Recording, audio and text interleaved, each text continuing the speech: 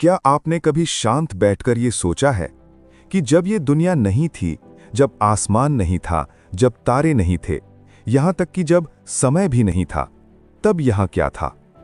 हम बचपन से सुनते आए हैं कि ब्रह्मा जी ने सृष्टि बनाई, विष्णु जी उसे चलाते हैं और शिव जी उसका अंत करते हैं। लेकिन एक सवाल है जो किसी के भी रोंगटे खड़े कर सकता है। अगर ब्रह्मा, विष्णु और महेश ने सृष्टि बनाई, तो इन तीनों को किसने बनाया? आखिर इनका पिता कौन है? क्या कोई ऐसी शक्ति है जो इन तीनों से भी पहले मौजूद थी? आज हम विज्ञान की बिग बैंग थियरी की बात नहीं करेंगे। आज हम चलेंगे हजारों साल पीछे, वेदों और महापुराणों के उन पन्नों में जहां इस ब्रह्मांड का सबसे गहरा सच छिपा है। एक ऐसा सच जिसे जानने के बाद आपका नजरिया हमेशा के लिए बदल जाएगा। तो कुर्सी की पेटी बांध लीजिए, क्योंकि हम समय में पीछे जा रहे हैं, शून्य की ओर। दोस्तों, आगे बढ़ने से पहले अगर आप सनातन धर्म के इन गहरे रहस्यों को सपोर्ट करना चाहते हैं तो वीडियो को लाइक जरूर करें और सब्सक्राइब करके बेल आइकन दबा दें। चलिए शुरू करते हैं। शुरुआत में यहां कुछ भी नहीं था। ऋग्वेद का नासदीय सूक्त इस स्थिति का बहुत ही डरावना और गहरा वर्णन करता है। वेद कहते हैं, उस समय न असत था और ना ही सत था, न मृत्यु थी और ना ही अमरता। दिन और रात का कोई नामो निशान नहीं था। सिर्फ एक चीज थी, घोर अंधकार। एक ऐसा गहरा काला अंधेरा जिसका न कोई आदि था न कोई अंत। हर तरफ सिर्फ पानी ही पानी था जो गहरे सन्नाटे में डूबा हुआ था। लेकिन उस मरे हुए सन्नाटे में एक चेतना थी। वो अकेली थी। वेद कहते हैं, अनीद अवातम, यानी वो शक्ति बिना हवा के सांस ले रही थी। उसके पास न शरीर था, न मुंह था, न आंखें थीं। वो सिर्फ एक परम ऊर्जा थी जिसे हमारे ऋषियों ने नाम दिया ब्रह्म, यानी द एब्सोल्यूट। हजारों करोड़ों सालों तक वो ऊर्जा उस अंधेरे में सोती रही। फिर एक पल आया जब उस परम चेतना ने एक संकल्प किया। उसने एक इच्छा की। वेदों में लिखा है, एको हम बहुश्याम, यानी मैं एक हूं, मैं अनेक हो जाऊं। और जैसे ही ये विचार आया, उस ठंडे शांत ब्रह्मांड में एक भयानक हलचल हुई। उस अंधकार के बीचों बीच एक चीज प्रकट हुई। ये ब्रह्मांड का सबसे पहला आकार था। ऋग्वेद 10.121 इसे कहता है हिरण्यगर्भ, यानी द गोल्डन वूम्ब, सुनहरा गर्भ। कल्पना कीजिए, अरबों किलोमीटर फैले हुए काले अंधेरे में एक विशालकाय, सूरज से भी ज्यादा चमकीला सोने का अंडा तैर रहा है। ये कोई साधारण अंडा नहीं था। आज हम जिन पंच तत्वों को जानते हैं, आग, पानी, हवा, आकाश और धरती, वो सब के सब बीज के रूप में इस अंडे के अंदर बंद थे। सारे देवता, सारे असुर, सारे इंसान, सब इसी एक अंडे के अंदर सो रहे थे। ये अंडा किसी ने बनाया नहीं था। ये उस परम ऊर्जा से खुद ब खुद प्रकट हुआ था। इसलिए हमारे धर्म में भगवान को स्वयंभू कहा जाता है, यानी वो जो खुद से पैदा हुआ हो, जिसका कोई माता पिता ना हो। हजारों सालों तक ये हिरण्यगर्भ ब्रह्मांड के पानी में तैरता रहा, अपने फूटने का इंतजार करता रहा। और फिर वो घड़ी आ गई। उस अंडे के अंदर एक विस्फोट हुआ। वो सुनहरा अंडा दो बड़े टुकड़ों में टूट गया। उसका जो ऊपर का हिस्सा था, जो चांदी जैसा चमक रहा था, उससे स्वर्गलोक और आकाश बने। और जो नीचे का हिस्सा था, जो सोने जैसा भारी था, उससे पृथ्वी और पाताल बने। और उस अंडे के ठीक बीचों बीच से एक दिव्य पुरुष प्रकट हुआ। ये ब्रह्मांड का पहला देवता था। वेदों में इन्हें प्रजापति कहा गया है। आगे चलकर पुराणों ने इन्हीं को ब्रह्मा का नाम दिया। लेकिन दोस्तों, कहानी यहां खत्म नहीं होती। ये तो बस वेदों का पक्ष था। शिव महापुराण एक बिल्कुल अलग और रोंगटे खड़े कर देने वाली कहानी बताता है। शिव पुराण कहता है कि ब्रह्मा से भी पहले एक और शक्ति थी, एक ऐसी शक्ति जिसने ब्रह्मा और विष्णु दोनों को बनाया। आखिर वो कौन था? कहानी अब एक नया मोड़ लेने वाली है। शिव महापुराण के अनुसार जब वो हिरण्यगर्भ नहीं था, जब वो अंडा नहीं था, तब सिर्फ एक ही सत्ता थी, सदाशिव। ध्यान रहे दोस्तों, ये वो शंकर भगवान नहीं है जिन्हें हम कैलाश पर्वत पर बैठे हुए देखते हैं। ये सदाशिव हैं, निराकार और अनंत। वो एक ज्योति के रूप में थे, एक ऐसा प्रकाश जिसका ना कोई रंग था, ना कोई आकार। उस समय सदाशिव अकेले थे। उन्हें लगा कि सृष्टि की रचना और पालन के लिए कोई दूसरा भी होना चाहिए। तभी सदाशिव ने अपने ही शरीर से, अपनी ही परछाई से एक शक्ति को बाहर निकाला। ये ब्रह्मांड की पहली स्त्री थीं। इन्हें हम आदि शक्ति, जगदम्बा या मूल प्रकृति कहते हैं। यही वो पल था जब शिव और शक्ति अलग हुए। भगवान शिव ने अपनी शक्ति के साथ मिलकर एक गुप्त स्थान बनाया, जिसे शिवलोक या काशी कहा गया। ये वो जगह है जो प्रलय आने पर भी कभी नष्ट नहीं होती। अब शिव और शक्ति दोनों पति पत्नी के रूप में वहां रहने लगे, लेकिन सृष्टि अभी भी खाली थी। तब उन्होंने सोचा कि एक ऐसे पुरुष को जन्म दिया जाए जो इस सृष्टि को चला सके, उसका पालन पोषण कर सके। इस विचार के साथ सदाशिव ने अपने वाम अंग पर, मतलब लेफ्ट साइड पर अमृत मला, और वहां से एक अद्भुत चमत्कार हुआ। वहां से एक ऐसे पुरुष का जन्म हुआ जिसके रूप का वर्णन करने के लिए शब्द कम पड़ जाएं। उसका रंग बादलों जैसा नीला था, उसकी 4 भुजाएं थीं, उसके नेत्र कमल के फूल जैसे कोमल थे और उसने पीले रेशमी वस्त्र पहने थे। वो कोई और नहीं, साक्षात श्री हरि विष्णु थे। प्रकट होते ही भगवान विष्णु ने सदाशिव और आदिशक्ति को झुककर प्रणाम किया। विष्णु जी ने पूछा, हे प्रभु, मेरे लिए क्या आज्ञा है? मेरा नाम क्या है? सदाशिव ने मुस्कुराते हुए कहा, चूंकि तुम इस जगत में हर जगह व्याप्त रहोगे, इसलिए तुम्हारा नाम विष्णु होगा। तुम्हारा काम है तपस्या करना और सृष्टि का पालन करना। आज्ञा पाकर भगवान विष्णु ने घोर तपस्या शुरू की। वेदों के अनुसार उनकी तपस्या इतनी कठोर थी कि उनके शरीर से जल की धाराएं बहने लगी। इतना जल निकला कि पूरा ब्रह्मांड पानी से भर गया। इस विशाल समुद्र को क्षीर सागर या नार कहा गया। और चूंकि विष्णु जी ने उस नार में यानी पानी में अपना घर बनाया, इसलिए उनका नाम नारायण पड़ा। भगवान विष्णु थक चुके थे। वो उसी पानी के ऊपर शेषनाग की शैया बनाकर योग निद्रा में सो गए। सब कुछ शांत था। विष्णु जी की आंखों में नींद थी, लेकिन तभी उनकी नाभि में एक हलचल हुई। उनके पेट से एक बहुत लंबी, सोने जैसी चमकती हुई कमल की नाल बाहर निकली। वो नाल ऊपर और ऊपर और ऊपर बढ़ती गई और उसके सिरे पर एक विशाल कमल का फूल खिला। और उस खिले हुए कमल के ऊपर अपने आप एक देवता प्रकट हुए।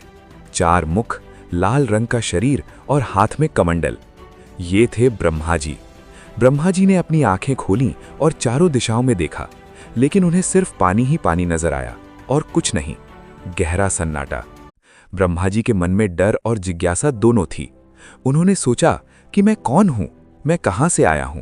मैं इस कमल के फूल पर क्यों बैठा हूं? मुझे बनाने वाला कौन है? अपने अस्तित्व को ढूंढने के लिए ब्रह्मा जी उस कमल की नाल के अंदर घुस गए।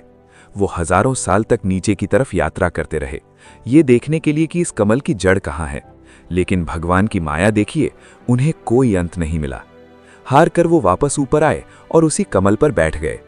तभी उन्हें एक शब्द सुनाई दिया, तप, यानी तपस्या करो। ब्रह्मा जी ने तपस्या शुरू की और फिर उन्हें दर्शन हुए उस शक्ति के जहां से वो निकले थे। उन्हें सामने शेष नाग पर लेटे हुए विष्णु जी दिखाई दिए। लेकिन दोस्तों, पिता और पुत्र का ये मिलन प्यार भरा नहीं था। यही वो पल था जब ब्रह्मांड का पहला विवाद शुरू हुआ। एक ऐसा झगड़ा जिसने भगवान शिव को अपना असली रौद्र रूप दिखाने पर मजबूर कर दिया। आखिर ब्रह्मा और विष्णु में क्या बात हुई? और वो तीसरा कौन था जो उनके बीच में आ गया? जब ब्रह्मा जी ने भगवान विष्णु को शेषनाग पर लेटे हुए देखा, तो उन्हें ये नहीं पता था कि विष्णु ही उनके जनक, क्रिएटर हैं। ब्रह्मा जी, जिन्हें अपनी शक्ति पर बहुत गर्व था, वो विष्णु जी के पास गए और थोड़े गुस्से में बोले, तुम कौन हो? मैं इस सृष्टि का रचयिता हूं और तुम मुझे देखकर भी लेटे हुए हो। उठो और मेरा सम्मान करो, मैं तुम्हारा स्वामी हूं। विष्णु जी, जो स्वभाव से बहुत शांत हैं, उन्होंने मुस्कुराते हुए अपनी आंखें खोली। उन्होंने कहा, आओ पुत्र, तुम्हारा स्वागत है। मैं तुम्हें जानता हूं। तुम मेरी ही नाभि कमल से प्रकट हुए हो। तुम मेरे ही अंश हो। जैसे ही ब्रह्मा जी ने पुत्र शब्द सुना, उनका अहंकार चोटिल हो गया। उन्हें लगा कि मैं तो स्वयं भू हूं, मैं खुद से बना हूं, ये मुझे बेटा कैसे कह रहा है? ब्रह्मा जी ने कहा, नहीं, मैं तुमसे श्रेष्ठ हूं, मैं सबसे बड़ा हूं। विष्णु जी ने कहा, नहीं, मैं ही इस जगत का मूल हूं। देखते ही देखते बातों की लड़ाई हथियारों की लड़ाई में बदल गई। ब्रह्मा जी और विष्णु जी दोनों ने अपने अपने सबसे घातक अस्त्र उठा लिए। ब्रह्मा जी ने ब्रह्मास्त्र और विष्णु जी ने पाशुपतास्त्र तान लिया। उन दोनों के अस्त्रों से इतनी भयंकर आग और ऊर्जा निकलने लगी कि लगा अभी पूरा ब्रह्मांड जलकर राख हो जाएगा। देवता डर गए। सृष्टि बनने से पहले ही विनाश के कगार पर खड़ी थी। तभी उन दोनों के ठीक बीच में एक चमत्कार हुआ। अचानक एक भीषण अग्निस्तंभ प्रकट हुआ। ये कोई साधारण आग नहीं थी, ये करोड़ों सूर्यों से ज्यादा चमकदार थी। इसकी रोशनी इतनी तेज थी कि ब्रह्मा और विष्णु के अस्त्रों की चमक फीकी पड़ गई और वो बुझ गए। ये खंबा नीचे पाताल की गहराइयों तक जा रहा था और ऊपर आकाश को चीरते हुए अनंत तक जा रहा था। न इसका कोई आदि दिख रहा था और न ही कोई अंत।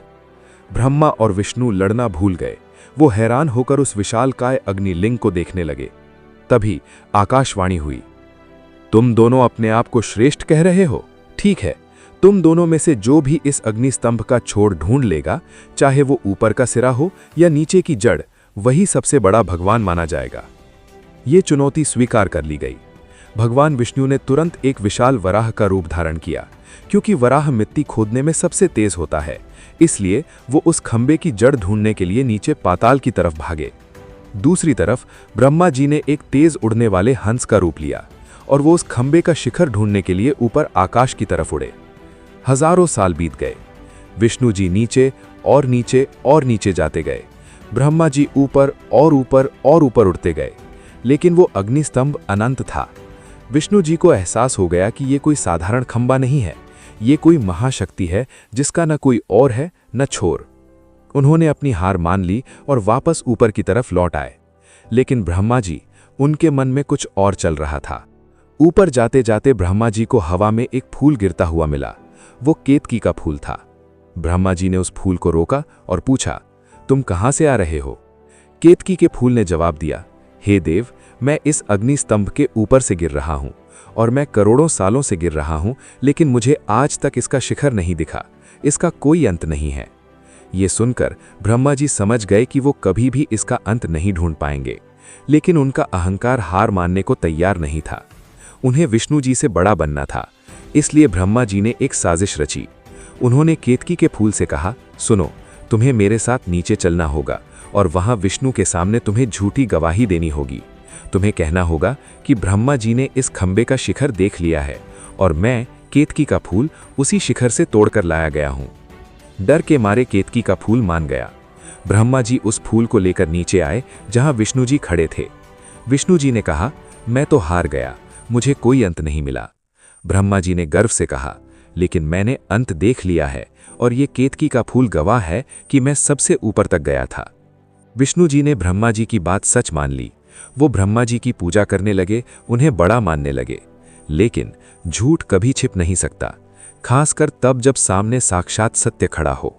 उसी वक्त उस अग्निस्तंभ के अंदर से एक ऐसी गर्जना हुई जिससे तीनों लोग कांप उठे। ब्रह्मा जी का झूठ पकड़ा गया था और अब वो होने वाला था जो इतिहास में कभी नहीं हुआ। एक देवता को मृत्युदंड मिलने वाला था। कौन आया उस खंबे से बाहर और ब्रह्मा को क्या सजा मिली? उस अग्निस्तंभ के बीचों बीच एक दरार पड़ी और उसमें से एक भयंकर ध्वनि के साथ साक्षात भगवान शिव यानी महेश्वर अपने असली रूप में प्रकट हुए। उनके 5 मुख थे, 3 आंखें थीं और पूरे शरीर पर भस्म लगी हुई थी। उनका क्रोध इतना ज्यादा था कि मानो पूरी सृष्टि जल जाएगी।